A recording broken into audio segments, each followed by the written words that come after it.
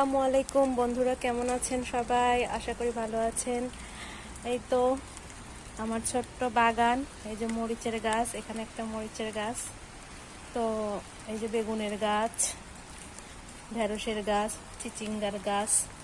এই তো চিচিঙ্গা ধরে আছে এখানে, চিচিঙ্গা ধরে আছে।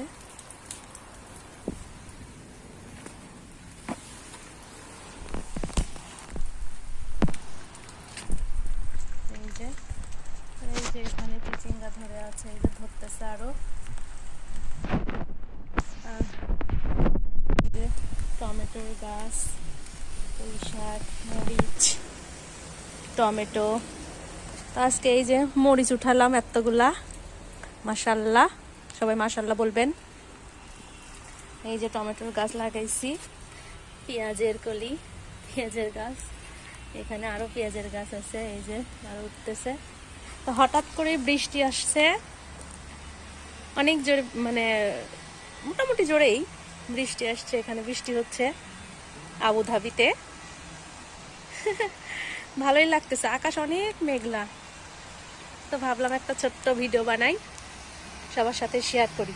তো বৃষ্টির মধ্যে এই যে এতগুলো আমার গাছের মরিচ উঠাইলাম।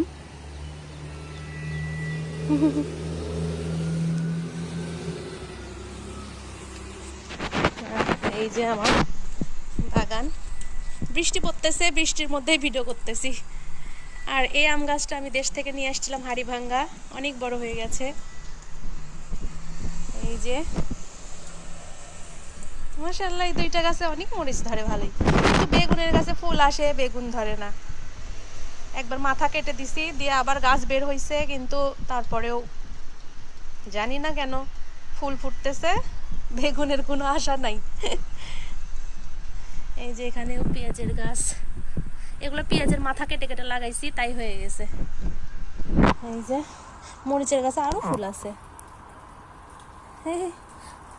একদম বিদেশের মাটির বৃষ্টি, এই আসে এই থেমে যায়। তো ভালো থাকবেন, আসসালামু আলাইকুম। সবাই দোয়া করবেন আমার গাছ থেকে যেন অনেক বেশি বেশি সবজি হয়। আল্লাহ হাফেজ।